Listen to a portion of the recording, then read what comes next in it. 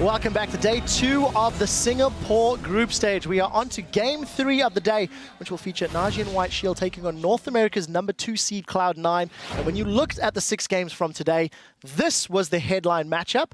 How the hell it's going to follow what just happened, I don't know. Let's start by talking about Cloud9. They looked good yesterday. They went 2-0. I instantly want to say hi and Meteos. They stepped up on this stage. Let's talk about some of their play, how they perform. Maybe probably kick us off talking a little bit about Hai and how we looked yesterday. I'm actually really happy with Hai's performance, mostly because he's going up against other star mid laners. He's not going up against weak players and performing well. He's going against really good players and outperforming them. So it's kind of like not just playing well, but playing better than other really good players are. Well, I mean, he did have a very favorable matchup against Froggen with Syndra into Xerath. But even so, I think that Hai, I was talking about this before the games, but I think that he had the most to gain out of going and boot camping in Korea. I think Korean solo queue can do this guy a world of good, and it looks like it has. He stepped up, and he's still that excellent shot caller that we think about. Yeah, definitely delivering. Meteos, on the other hand, only 1 death across their 2 games, also a stellar performance. If we look at the other side of the coin, Shield, a little bit questionable yesterday. Some things there. Monty, you want to chime in? Well, Shield is a team that has actually picked themselves into a corner in picks and bans multiple times. This is a characteristic of this team. And what happens is that they have these nail-biter games that go to 50 minutes, an hour long, where they eventually just out-rotate you, and they're so patient, right? They don't always, pick up the ball in those picks and bans, but at the end of the day, they're the ones who have the consummate patience to wait for that one opportunity that's going to win them the game. What I will say, though, is about Shield, I'm not really convinced by their performance versus Alliance. They were really far down early, and I really think that the only reason that they won was because Tristana just outscaled Lucian really, really hard. And their team comp just worked really well together. So, yeah, they have, decent picks and bans. And like Monty said, sometimes they pick themselves into a corner, so that might not even go off them in this match. But if they fall behind so much early game, they can lose to any team. Yeah, but you've got to give some props to Gorilla as well. Yes, Tristana was representative, but Gorilla playing that Thresh yesterday, hook after hook after hook. Probably was talking about Thresh earlier. Crepo, care to chime in a little bit on Gorilla, how he handled himself yesterday? He's just, I think, by far the player that has impressed me the most on that team. Just super solid. And when I watched his games before, what impressed me the most was not his Thresh, was just the Nami and the Janna play coming out, but he definitely stepped up. You just show the world how good of a support he really, really is. Right, we have a large contingent of North American players on the bench now. We need to step back. Cloud9 has just watched... It's not a bench. Cloud9 has just watched Fnatic secure a win against Samsung Blue. Cloud9 put up a hell of a strong performance yesterday and are looking good. So I want you all to put your cards on the table. Tell me, who do you think is going to win this game? NaJin Shield or Cloud9? We'll start with Monte Cristo. Who's going to pick up the win and why? I think NaJin White Shield. I don't think they're going to make the same mistakes in picks and bans, but again, with this team, you never quite know. But their patient style, I think, will hold them out, and they will be able to win this game. Probably a long one, though. Crepo, you're up next.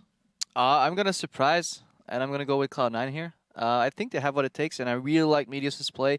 He played so smart. He was putting pressure in different areas of the game all the time. It's like when you break down a wall, you can hammer it down, or you can just drill a couple holes in the right spots and then just completely deny the structural integrity of that wall. And that's what Meteos does. He's always in the right place. And yeah, C9's going to take this one. Prolly? Dude, I'm going with American Pie. Apple pie, whatever, all the pies. Apple pie. I'm going with C9. I think Hai is doing real well. I love Meteos right now. I think they got this really well.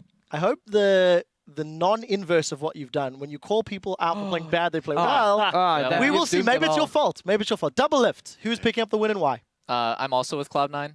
I think Meteos, once again, just like Prolly just said, Meteos is playing spectacularly. His vision control, he doesn't make those ridiculous plays that Watch does, where I shouldn't say ridiculous, overly aggressive and get killed. Like you said, 1 death in 2 games. So Cloud9, I think, has this. They both have the same weaknesses also with the bottom lane that plays kind of passive. I worry a little bit for Sneaky and Lemon, but really, I think Cloud9 is really solid right now, and I'm so scared for Shield's early game. Yeah, based on what we saw from Alliance earlier in the day, I too am waving the American flag, and I hope Cloud9 brings it home. Right, fans at home have locked in their vote as well. According to LOLesports.com, it's Cloud9 who our viewers think will win this one, but it is only 60% of the vote that is not convinced by far. Let's send this one over to the guys at the caster desk for the play-by-play. Thank you very much, guys. The crowd is pumped up for this next match, so let's get right to it with a look at the rosters for both teams. On the blue side this time around, representing Korea, is NaJin White Shield, with Save in the top lane, Watch in the jungle, Goong in the mid lane, Zephyr the AD carry, and Gorilla on support. And on the red side is Cloud9 from the North American LCS. Up top is Balls in the jungle, Meteos, mid-high, AD carry Sneaky, and support Lemon Nation. And of course, then Goong and Hai take center stage for this game's featured matchup. Hai died to Froggen, but outfarmed him in lane. 99 CS at 10 minutes there. Froggen had 89 as well. So, you know, Hai has been performing very well in a lot of these things. That's 86 CS at 10 minutes. That's his average, I think, in the tournament across both games. So we'll see if he can keep performing. He has so much power from Korean solo queue, and it definitely feels like almost the Korean lords have been lifted off of these guys. I think the analyst desk got, as soon as they saw a Korean team lose, like, all right, I guess everyone can do it now. Cloud9, 3 votes on that desk. We'll see if it's true, though. Both these teams are 2-0 groups. As easy as that, one game. Yeah. It's like, well, yep. Definitely, though, and whenever you talk about Hai, you have to talk about his shot calling as well, which was great against Alliance. But Goom, this guy is also a very strong player in the mid lane when he gets his specific champions. Now, both of these mid laners have been criticized for the small champion pools in the past, and they've both worked to actually change those champions pools, something Goong himself had to work on when, you know, Nidalee was reworked and LeBlanc was reworked. So we'll have to see how these guys kind of clash here, especially if picks and bans is something that is a difficulty for Shield. That's usually where Cloud9 excel. If both mid laners have kind of small pools, which do overlap a little bit, by the way. Well, let's stay on that point then, since we're going into Champion Select next. Where are the big picks and the big bans in this game? So the big thing that overlaps is, of course, the Zed for both of those guys. Ahri, not so much. That's more a Goong thing. And the Syndra is probably more of a Hai thing. Yeah. Actually, more even of just a North American thing. I think specifically the Syndra is a pick that a lot of other regions have not been respecting that much. It's good in almost all scenarios that Cloud9 wants to try and create. Really strong lane bully, and it has the ability to create fights in the mid and late game, which, since Lemon Nation is on this Janna tick, it's actually one of the only champions who can create fights without fully committing. It's actually very key to Cloud9's strategy, I think. It's actually a champion that, during the North American regionals, we saw a huge surge in popularity of Syndra for all these teams because she's so strong at forcing things in so many different scenarios. Her stun is probably one of the best utility spells you can get from a mid laner. Even comparing him to Xerath, who has a very comparable stun, Syndra's goes through champions. It has an extra 50 range on it, so you can get those Fog of War stuns. Plus, it travels much, much faster. Have to look up the number again. I had it before we started. You and your numbers today, you did so much nice research. All right. You got experience in minion it wave. travels 200 units faster. So Xerath's stun is much easier to dodge. Syndra's travels at 2,500 miles an hour? It's Teemos. It's missile speed. It's Teemos. It's 2,500 missile speeds. So let's check in then and have a look at the No, it's bans again. banned! No! Yeah, you were going to get to do your numbers once again, but banned away here by NaJin White Shield, along with Maokai for Cloud9, taking away Alistair, taking away Zillion as well. Well, at least we know Syndra was a smart ban right there. But They did their research too. He was like, 2,500, that's way too fast. it makes it a little scary for Cloud9 to actually find fights if they do want to go with Elimination's Janna once again. But remember, this is against Gorilla, the guy who wanted to show the world how to play Janna. We'll see here, though, because, you know, he's definitely not been sad about going onto that Thresh. I just wanted to point out that Cloud9 actually having both Zillion and Alistair banned against them in their previous 2 games. And today they say, well, we actually don't want to play them anyway, so we'll just ban them out. It's a big blue side ban there. And the final ban will actually be Lee Sin. No final ban there for NaJin White Shield, which is an interesting. So, were they docked a ban? Not that I know of. Yeah, we weren't notified that they were docked a ban on one of their bans.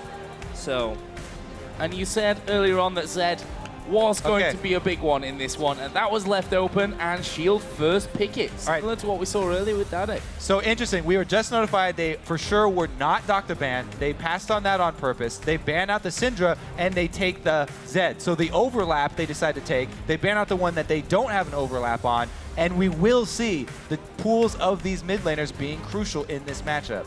Well, first off, I like the fact that Meteos was able to lock down Kha'Zix. I feel like Kha'Zix and Lee Sin are the two big junglers here at the World Championship. They get the only one left available.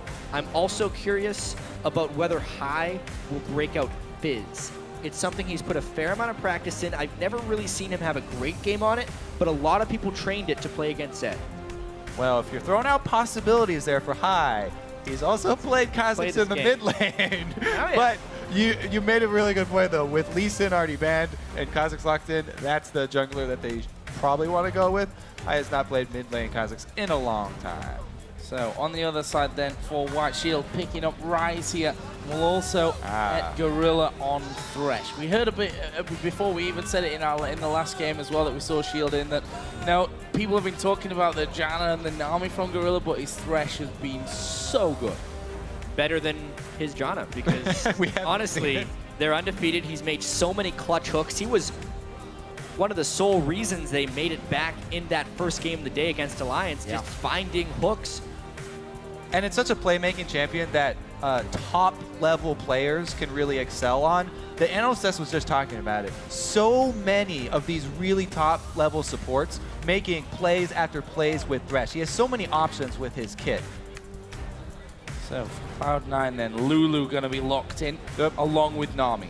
Tristana protection right here coming in. They've got double support, semi-supports already locked in. I wonder if they have Orianna in the mid two lane. threats already, so they can actually put their defenses on whichever of these threats is actually under fire here. They don't have to.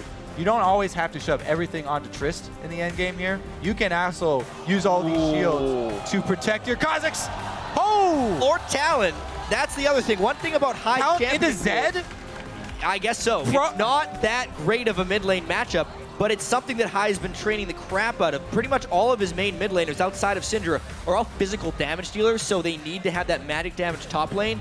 But into a Zed, yikes. All right, so we can definitely say this for sure, not just to protect the Trish combo, because they've got two other very high value threats here.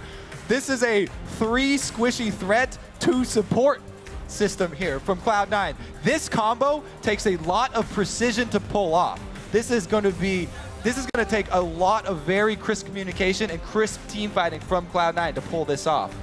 And are you going to then put forward that argument that Cloud9, if any team were to do that, are possibly that team? Yes. Especially from North America. I mean, Good. I have to look at White Shield's composition as well. With the first pick Zed, it is a scary amount of pick composition, but they're super late game scaling. Yes, they have Ryze in the top lane, but Trist versus Corki, it does seem like they might actually get outscaled a bit. And so here's the thing. These two assassins that Cloud9 have picked actually work really well together, because Talon is actually sort of a team fight oriented assassin. He's not like Zed, who's definitely thrives on that split pushing. Talon actually can have a huge impact on team fights because he does so much AoE. So if he jumps in, does his AoE burst, Kha'Zix can clean up. They've got Tristana firing from the back for late game insurance. So many options here from Cloud9. Let's get into it though. Well, remember, we'll be checking in on how you guys are voting during the game, so continue to tweet at LOL Esports and use the hashtag NWSWin or C9Win for who you think will prevail. But for now, we are going to get into game. It's NaJin White Shield versus Cloud9. Basically, the game right now to seal who's going to be sat at the top of the group. I also got a last little bit of information about White Shield's missed ban. We have translators actually listening into their champion select as well, and apparently they were discussing the ban, couldn't decide on one, so just left it. Hey, sometimes no decision is better than a bad decision. But with bans, you know, they didn't want to ban their own champion. That's one thing. There's a lot of power bans that get traded back and forth. Do you ban Ryze? Do you ban Zed? They end up getting both of them, and those have been bans in the past. All right, let's see how that matchup does turn out, because as we heard emphatically from Prawley on the desk, very difficult matchup here for Talon. Small margin for error. Hai can pull it off. This is not like a hard counter, but there is a small margin for error. Hai has stepped up in huge ways, say his teammates, since that North American LCS playoff defeat to TSM. They do get scouted by a nice ward there, so White Shield will have an early game edge here in that regard.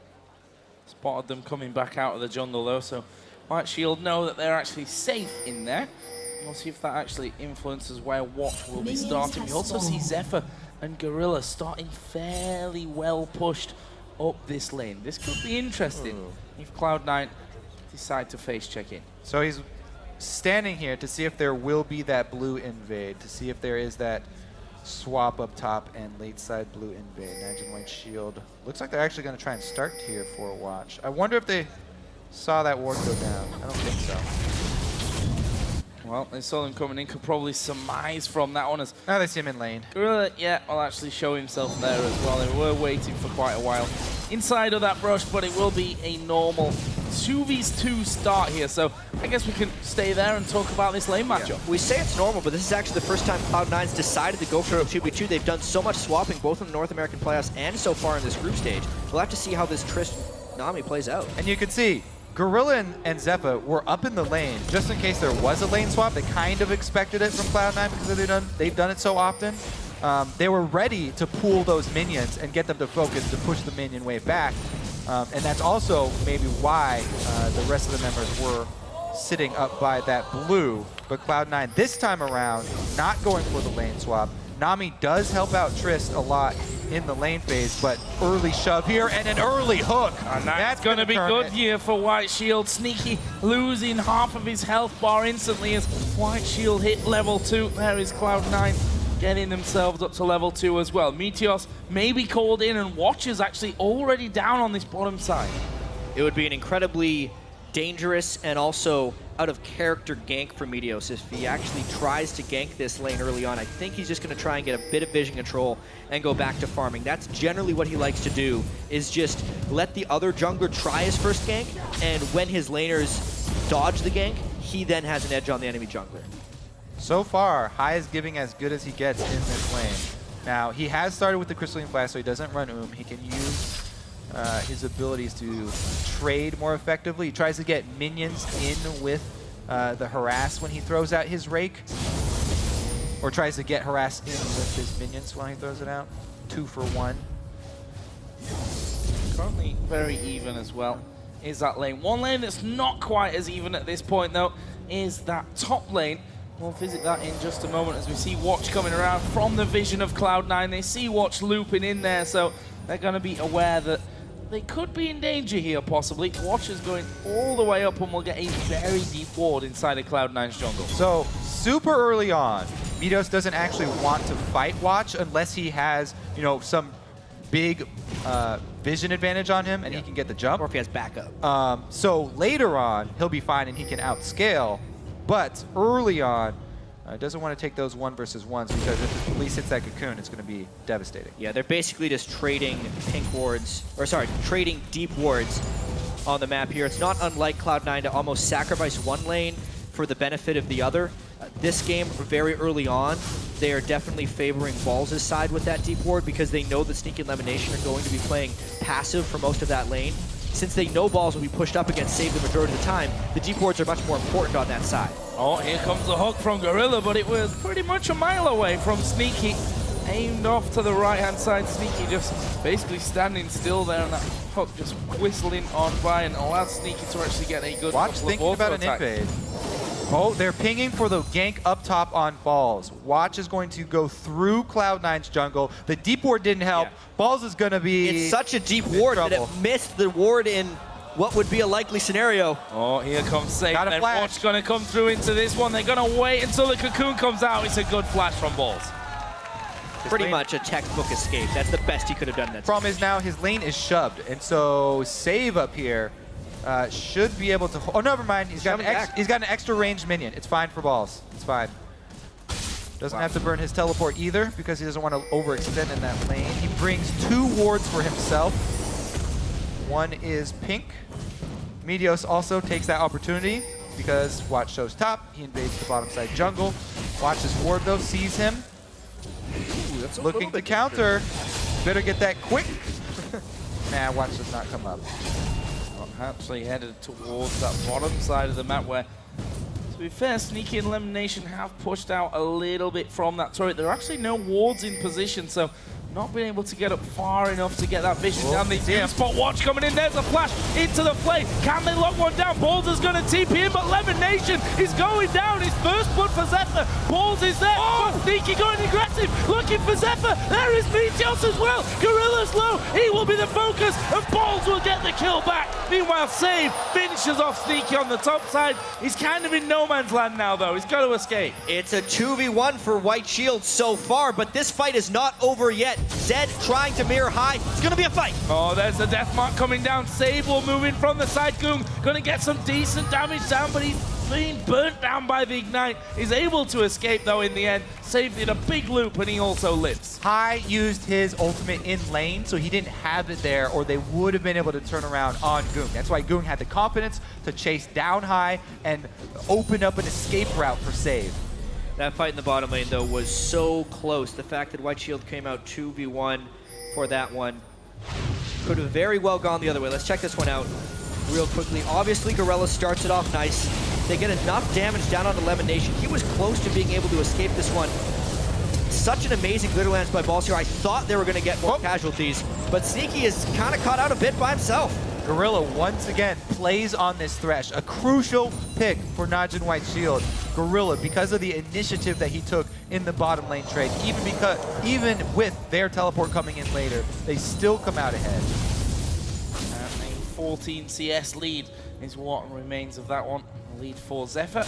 Goong is slightly ahead here of High, but for all intents and purposes, it is level there as Goong gets the blue buff gifted over to him by Watch. See what High decides to go for. The pickaxe start actually for High. I do have to say the biggest beneficiary of everything that happened was Save in the top lane. The last of the top lane carries on Rise. First off, Watch's gank early on relieved the pressure Balls was placing on him, and then when he could teleport down to get a kill as well, considering his early game disadvantage, he is sitting pretty up there and primed to carry. He's already got his tier and his catalyst. Building up for him, only 8.5 minutes into this game. Balls back into that lane. Of course, he's going for his Athenes first. Talked about High going for that pickaxe, and actually he's going to go pretty damn aggressive there onto Goong. Is that a signal that he wants to head back? Save again, throwing out the ultimate onto Balls in the top. He's feeling a lot more confident now.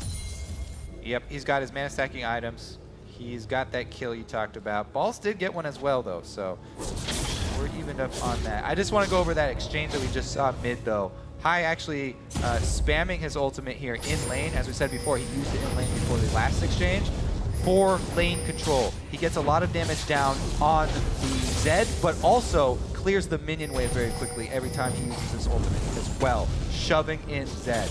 And with the blue buff, it's on a remarkably low cooldown, only 62 seconds, so basically a minute, and you can see he almost has it back up. And it's something we even saw Goom using when he was on Talon against Faker. Oh, Save actually has no flash here after that last encounter down in the bottom lane.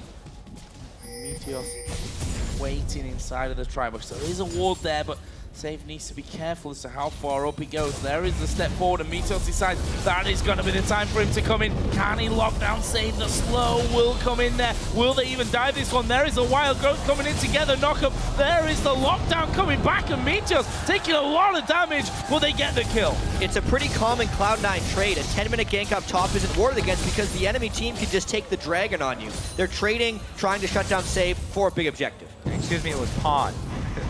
But yeah, they are going to trade that for the dragon here. NaJin White Shield able to secure that simple exchange of jungle pressure. So, you've hit the 10-minute mark already.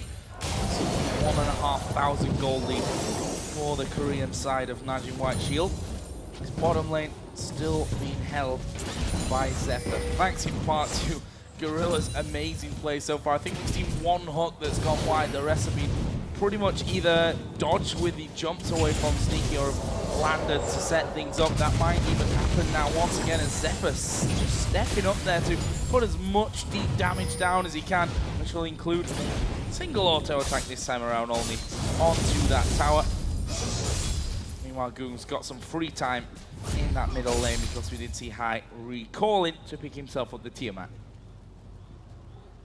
So really, it's just Cloud9 trying to stall this one out a little bit. If we're going into a NaJin White Shield versus Cloud9 game, we can't expect fireworks. The way these teams have actually been able to win games has been through fairly slow, methodical manners. At the moment, though, the lanes are going in White Shield's favor, which is much different than their Alliance matchup. It will be explosive, though. With the combat... Ooh! Cloud9 are running.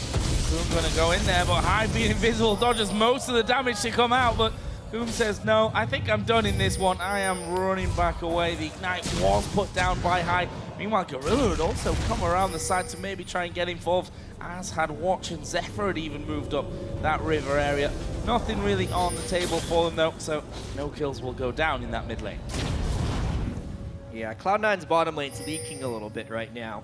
I'm wondering when Zeph and Gorilla are going to start putting pressure on the rest of the map, or if they're going to be able to clean that bottom lane quickly, because Gorilla's going to try and make an impact. Now he's going mid. He's making his impact now. Oh, they're going to go in. Can they hook him? No. Flash actually going to be forced from High, so, I mean, moving in for that one, forcing out the Summoner spell. A win for We NaJin saw White Shield. exactly this same thing from NaJin White Shield's bottom lane last time. Corki Thresh, they got an early lead. Gorilla started roaming. He got mobility moods, and he affected the rest of the map. Uh-oh, sneaky could be Oh, in he trouble. Lemon Nation could actually be in trouble here. The hook will land into the box. He's slowed for days. The cocoon follows. There is an exhaust down, and Watch can't get through. Luckily for him, the white comes up there, and he's able to back off. Gorilla might not be so lucky, but the TP from Save is going to come down. Sneaky at less than half HP. Balls is there as well. Oh! They finish him off. They do get one. Save is going to die to the tower, though, and Balls somehow still alive. Finally finished off, but High comes down,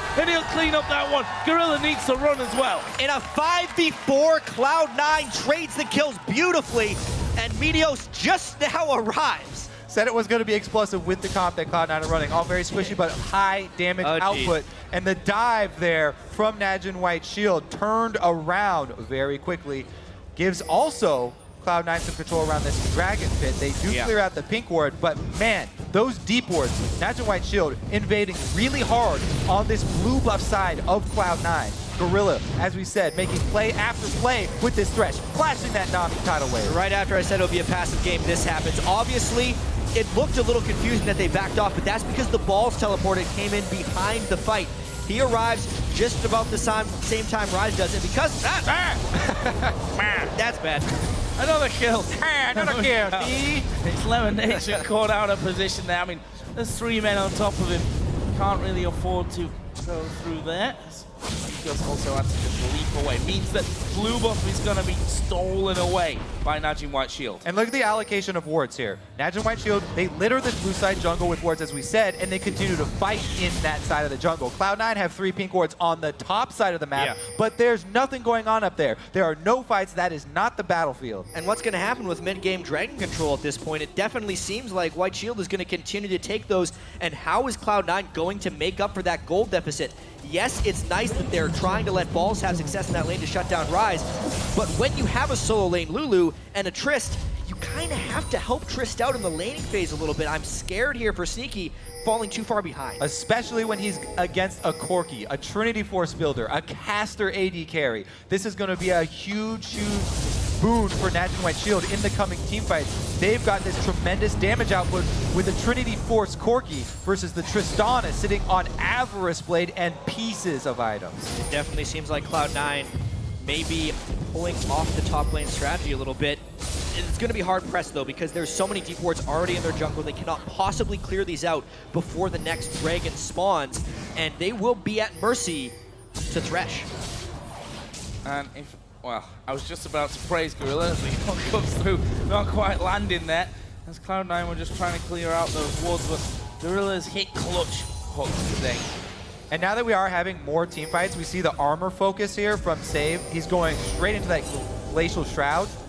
This is such a scary team fight for Cloud9, though. Trinity Force, as you mentioned, completed, whereas Sneaky's sitting on components, part way to a Static Shiv, very far away from his Infinity Edge. High would have to play this team fight exquisitely. Save already has a lot of mages. It feels like Shield is a stronger team right now. Oh! Getting caught from this one. The damage is massive. Deathmark actually going down. Gorilla will fall though to Sneaky. Well, what can they do? We see Watch and Zephyr going deep. Sneaky goes low, tries to jump away from things, gets away, but Meteos will be given up. And that is going to be a 3-for-1. They lose the support, but they take top, middle, and jungle. That's going to be Dragon, definitely, for White Shield. As we can see there, Zephyr, huge amounts of DPS going out, claims a red buff for himself, and they've got control. They can shove the waves up. NaJin White Shield paying attention to the power spikes. Trinity Force for Zephyr. Save, even though he wasn't immediately in the fight, could make it over. It was time to fight. They just break this game wide open after that one. All right, so let's see here. High does go for the 100% on Gorilla. This is the support, though, so taking him out did not really affect the team fight. They did draw out his exhaust, but after High uses everything to take down fresh support, there's so much damage left here from NaJin White Shield, they take over. NaJin White Shield, after that Alliance game, obviously said, guys, let's not do that one again. Let's not do it the hard way. Sat 8-5 up in kills, but it's the gold that's the real big difference in this one. And White Shield gonna go for a hook. Gorilla just a little bit wide on that one once again. White Shield definitely picked a much stronger mid-game this time around. And they're gonna try and close the deal, which is something Alliance could not do. Sneaky was also harassed down at the very beginning of that fight. Didn't get to add much to it. Let's see about this top lane focus, though. Meteos sitting on that pink ward. That was a short jump. Everybody's moaning, but it's the unevolved wings. Yeah, he did clip the end of that little round there. Oh! Oh, I actually got aggressive after that. Being lured into it. Actually has to flash though. Where's the least gonna come down? Right on top of him. Watch gets the execute, but here comes the TP. Paul's gonna join in the fight. Watch is low. What can Paul do? He has to use his own wild growth on himself, and he's gonna fall. Goog, meanwhile, in between the remaining three, will drop off, but Save keeps going. There is Corky joining in. They get the tower, but NaJin are low. Why is Cloud9 continually fighting? They are not at their power points yet, but High decided to go in, immediately flashed away, and everything else just collapsed upon them. Cloud9 loses another fight because they are behind. Yeah, they keep fighting. It's kind of snowballing against them. They got that feeling that they're behind and they didn't want to give much more. You can tell, though, High, he doesn't want to let any aggressive move go. And even though it missed, or there was no follow-up on this hook, decides to jump back in. I mean, that ward, by the way, didn't see Watch coming down. They know how strong Zephyr is at this point. He jumps straight into his face. And Sneaky, if he was a Trinity Force Corky right now, of course that fight would have turned, but it just takes more time for Trish to get in there. Ryze can counter the Lulu teleport very easily. Balls basically teleports in to die. And NaJin White Shield takes an even greater edge. See if Cloud9 hits Turtle. They go aggressive down bottom on Goom to get his flash, but that's all. Focus up top here. Now Shield are going to answer, swing everybody up top, take that turret, and claim this red buff side for themselves. Try and choke Cloud9 now out of this game. Wards down. In fact, if you look at the minimap, that is a lot of wards down for NaJin White Shield right now. All five. The bottom side and the top side. You can see the path they've taken through. That tower's going down too. And it's not just Gorilla. Yes, Gorilla's doing a magnificent job of controlling the map, but it's also Watch with the Sightstone. Here's the 1v1. Oh, he's going to come out on top of it. It's going to be the Deathmark, but Ignite is down, and it's great. He upgraded his sweeper to get the Oracle lens so early on to go for that 1v1. It does afford him the experience of winning that 1v1, but they still trade. That's actually really good for High. He gets a shutdown bonus, and maybe he can use his talent for a team fight victory, but the global gold disadvantage and honestly the power of Save and Zephyr at the moment just seems like much more than Cloud9 can deal with. Definitely is too much to handle mid lane. Yeah, the gold disparity across the board is pretty devastating. Top lane, AD carries both about 2,000 gold behind their opposite number. And we're closing in on a 10,000 gold lead here for NaJin White Shield. And that's with just that outer ring of turrets going down. Plus, of course, that one here in the middle that we're looking at right now. We've got 1 minute and 40 until the next dragon comes up. think it's going to be a case of having to maybe give this one up for Cloud9.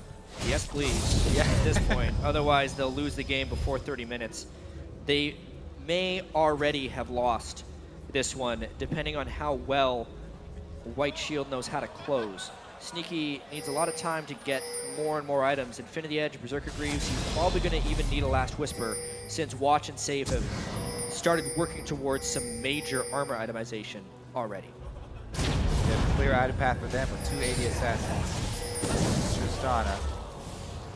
Small win there for Cloud9, both skill shots missing, but that was 1 ward in 10 that are on their side of the jungle. At least 10. That's a lot down there.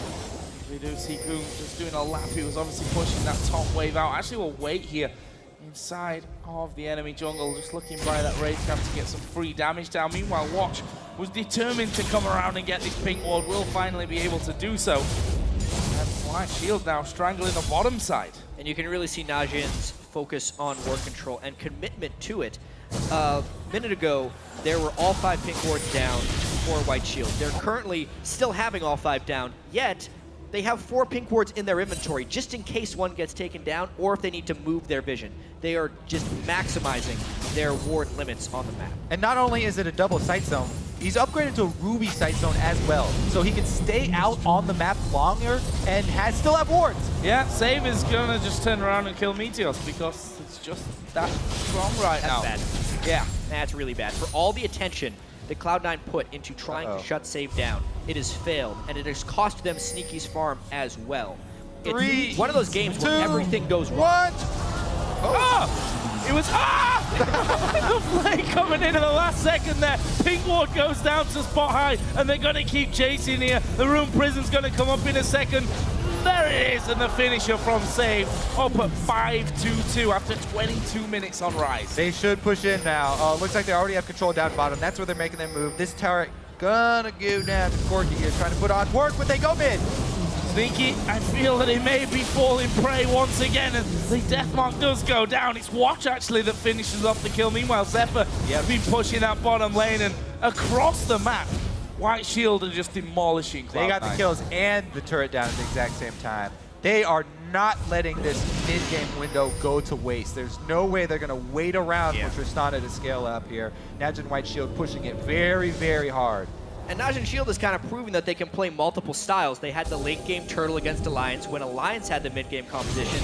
They probably also watched a little bit of Blue's late game composition fail to Fnatic, and they say, you know what, this late game thing is a little bit too risky. They go for a mid game composition that still has some strong late game insurance with Rise, and they're just destroying Cloud9 here, 24 minutes in. So, yeah, I mean, if we look at the actual goal totals, it's not a pretty picture for Cloud9. The only turret left outside of the base is in that top lane, which itself has already faced quite a lot of pressure. We still see, I believe, 4 out of 5 pink wards are still alive on the map for NaJin White Shield. Continuing that vision dominance, making it so hard for Cloud9 to actually walk away. And pink ward is down. High is going to get the support from Balls here, but Save just going to blow him to pieces. Sneaky comes in, actually blows him back into the lane. Slow comes down. TP, no, can't get away from the wild growth. Turns back to do the damage onto Balls, and Cloud9 gang up for the single all kill. 5 of them. And it's going to take their base. Has been pushed, yeah. That is just a bit of an overcommit there by Cloud9. They had a mission to kill Save. However, I guess the goal not working out. No. Oh dear. They lose the middle inhibitor turret. They're going to lose the top inhibitor turret. One of the inhibitors may go down here as well, and maybe even worse if Gorilla can land a hook. Goong in the meantime still hammering away. Sneaky is pushing the bottom lane. Going to get an inner tower for that one, but there is Goong going on to Elimination. Where's the splat? There it is, and he goes back, and Cloud9 left. Oh, where did he go? Okay, back to the middle lane, still alive. They could even get both in him with the kill. They will. They're so far ahead. Yeah, that is a case of winning the battle for Cloud9 with their mission to kill Save, but losing the war. Their entire base is demolished. That's wide open for NaJin White Shield. At least he didn't get away with that teleport. I mean, that would have been a disaster. At the end of the day, though, High on the run yet again. One more missile? Is out of options here in a lot of different ways. it's crazy too, because imagine how this group is going out, and it's what you touched on earlier, Kobe, in not being able to judge these incredibly competitive groups off of single games. Cloud9 looked really good against Alliance. Alliance had a really good mid-game against White Shield, and then Cloud9 had a horrendous mid-game here against White Shield, who's going to be 3-0 in this group. Baron is going down here, no doubt about that one. No one around from Cloud9 for even a sneaky attempt to get that one away. In fact, Goom almost stopped from recalling. Even that went wide. Certainly not looking like the Cloud9 game. There's more items just going to be collected in. And, well, there's a stark difference between these two lineups. He just will be getting himself a blue buff for what good that will do. They, of course, have 2 inhibitors down. With those super minions streaming in, only the bottom lane still has a turret and the inhib left remaining. But if White Shield wish to take that one, I think that they will just go in there and take it. Yeah, inhibitor number 3 should not be far away. There is so much armor on the side of White Shield. Balls is not a big enough threat on Lulu. Rise or Elise can probably just walk into the turret. However, that's actually a really clever catch there by Cloud9, being way farther out than NaJin White Shield expected to be. Saves it here to save the day, though. Oh, there is a tidal wave, but the death mark will come through. Wild Growth comes in. Oh, Goom tries to get out, didn't get the kill, and will force a sneaky. They hold. About the only possible way they could hold as well. They get a catch, and then they catch Goom in some over-aggression. If all White Shield did was slowly move as a 5-man unit and wait for the super minions to draw the attention of 2 people on Cloud9, the third inhibitor would have been comically easy to attain. But they didn't, and now Cloud9 gets to devote all their attention to wave clearing the super minions, and White Shield can't push with 3. Yep. Wait around for round 2 here inside the base. They still can't really venture out onto the map. Pretty much the entire map now, NaJin Shield territory. That's a scary sight, that vision toggle right there. Cloud9 literally sees nothing of the map. Oh, sorry, I lied. There is one ward down by the bottom of River. For what good that will do at this point. Didn't even get swept yet, so they got that going for them. Which is nice. That is nice. Cloud9, they really needed the turtle one out. They need a few more minutes for their inhibitors to come back up. I don't think we're going to see NaJin White Shield get caught out yet again. If somehow they could force the fight the instant NaJin White Shield groups, that would make it so the super minions don't necessarily have time to finish their Nexus turrets. But looking at that wave in the top lane, Kai actually has to go there right now, which is bad timing considering White Shield is knocking on the bottom lane door. Oh, Hook coming through. Doesn't get the fish though. Lemon Nation survives for now. Just waiting for that next minion wave. That top lane wave would kill their rolling through. Yeah, they're going to just go straight in on towards that inhib turret. The Hook again, aim this time full sneaky, doesn't connect. Turret goes down. Lemon Nation being caught out on one side. He is surely going to fall here. It will be Goom to pick that one up. Inhibitor number 3 is going to go down. The super minions are already through there and taking the tower aggro. Hook comes down onto Balls as well. He will use the Wild Growth. That won't be enough though to keep him alive. And White Shield just ripping through both Cloud9 and their base here as they go. Both Nexus turrets are going to go down. It looks like Save wants a bit more of the action here. Will be able to get in there. It's actually Goong that steals the 1 kill. He takes down Sneaky, and NaJin White Shield finish off the game here in classy style. A very one-sided encounter. Brilliant performance from Shield. And they take command of their group now. 3-0.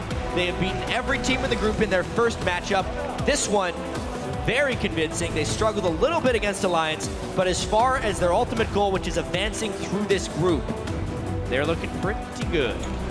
It's funny as well, I think most people, if they were to look at the 3 Korean teams, would look at blue and white to go through their groups without problems, and maybe White Shield the ones that were beatable on paper. So far, NaJin White Shield looking very, very strong. Not untouchable though. Alliance pushing them a very long way in that previous encounter.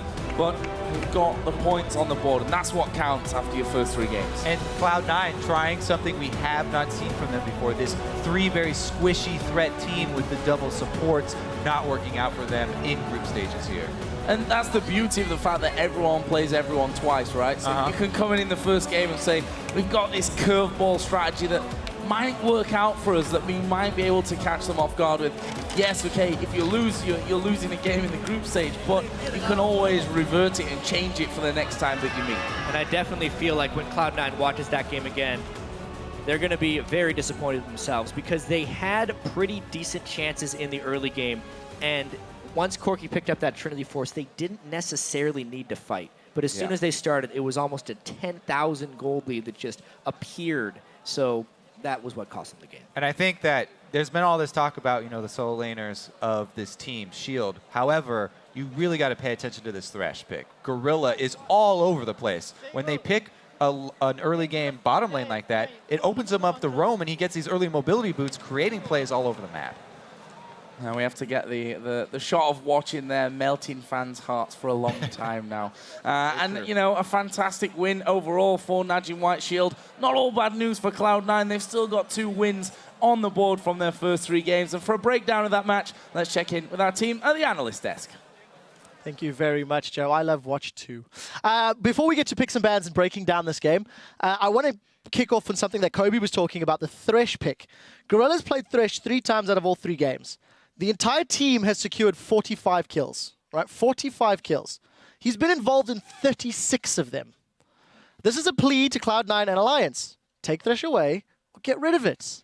Typically, just because of Gorilla's reputation on Thresh in Korea, you do see a lot of Thresh bans targeted at NaJin White Shield, and he's a playmaker. It's not only just the pick, though, it's the way they play. They're a very conservative team. They wait for their support to get there, and then they make the play. Probably talk to me about picks and bans and champ select. Talon into Zed again. I'm still not convinced.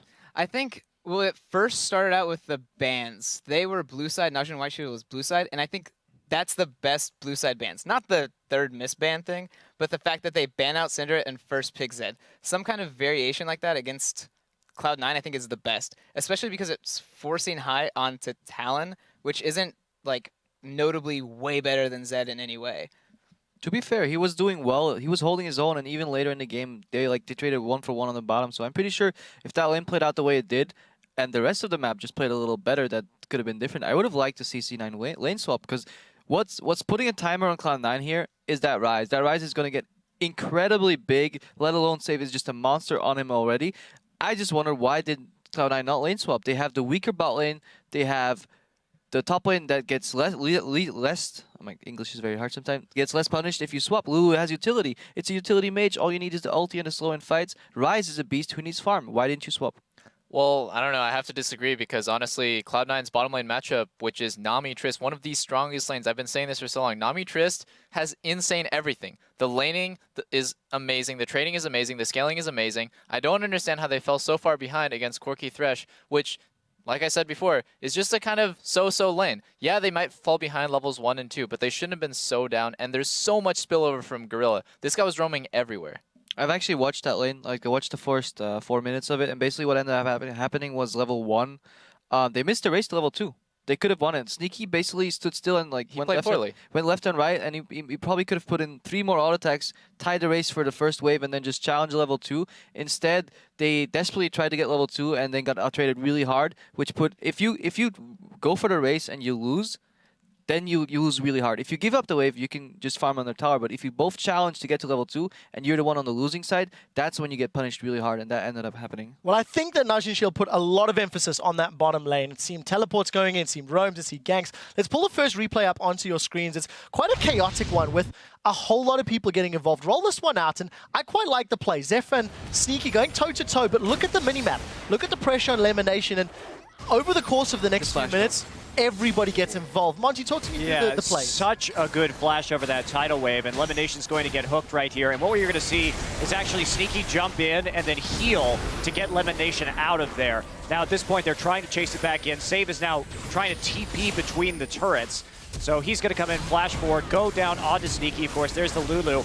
Now, a lot of kind of awkward positioning here from Shield. They went in a little bit too deep and got caught out. They try and run 2 through the turret. I think that split there was really suboptimal, and by the time High gets in, he's going to pick up another kill as well. So I don't think Watch should have repelled to the wave there if he knows his top lane is coming in with teleport. Yeah. So Monte Cristo, you were the only analyst to correctly predict the winner of this game. Anything you want to say to your fellow analysts? Yeah, guys, come on. These, the rose-colored glasses, after a Western team wins, you can't just put these things on and say, hey, one game, now everybody can beat the Koreans. No. You take them off and you say, Koreans are still Koreans. Do you know, let me ask you a question. Do you know the last time a North American team beat a Korean team? This guy should know. He was on that team. CLG, back in 2012, Champion Summer, beat MVP Blue the last time. Okay? I beat Acorn, boys. So just very quickly, you guys can have that back because you know the last time a European team beat a Korean team? Right! Yeah, Guys, after a day and a half of action, let's actually see where our teams stack up. Pull up that standings graphic and we can quickly see. LMQ, of course, 2-0. Fnatic 1-1 after taking down Samsung Blue, as I have just rubbed in our analysts' noses.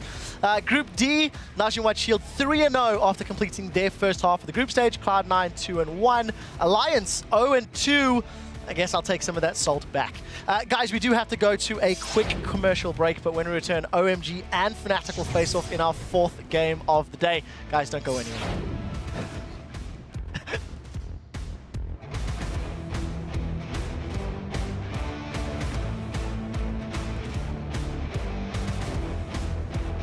That. Don't be too afraid. It doesn't matter if we win or lose in the grand scheme of things. Let's just have some fun and play well.